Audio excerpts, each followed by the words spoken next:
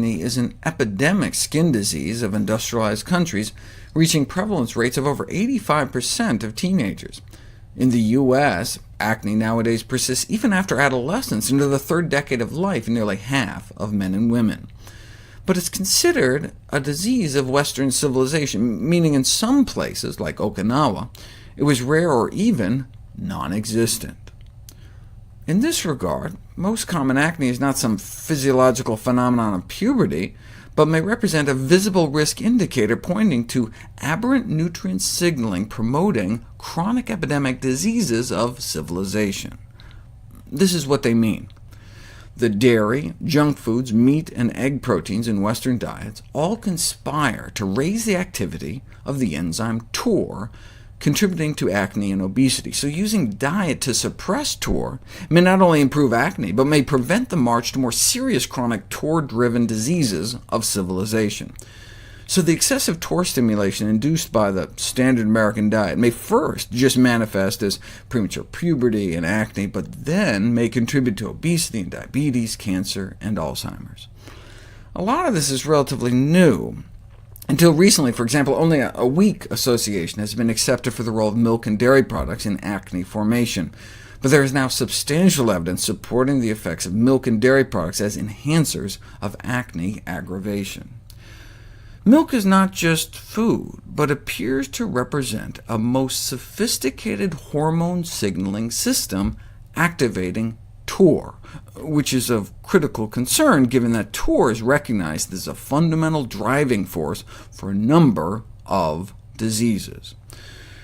But if milk is naturally supposed to stimulate TOR, why the problem? Because we're drinking milk from the wrong species. Cow's milk is designed for calves. Cow infants grow nearly 40 times faster than human infants. Cow's milk has 3 times more leucine, the primary activator of TOR, so it may lead to human TOR overstimulation. It's like where they do experiments giving donkey milk to rats to see what happens. It makes no sense. And of course, milk is for babies. Continued consumption of any kind of milk after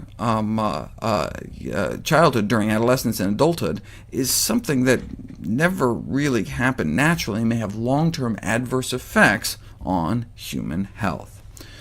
In this regard, it's kind of frightening to realize that more than 85% of teens in Western countries exhibit acne. This implies that the majority of our population is living with overactivated TOR signaling, a major disease-causing factor, which probably may pave the way for the development of other more serious diseases. A history of acne has been associated with breast cancer risk in women, for example, and prostate cancer in men.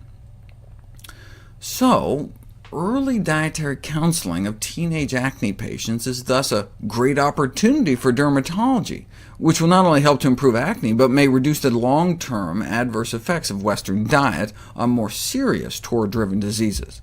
So just like urologists use erectile dysfunction as an opportunity to save lives by putting people on heart-healthy diets, dermatologists can use acne as a way to save lives by putting people on a cancer prevention diet.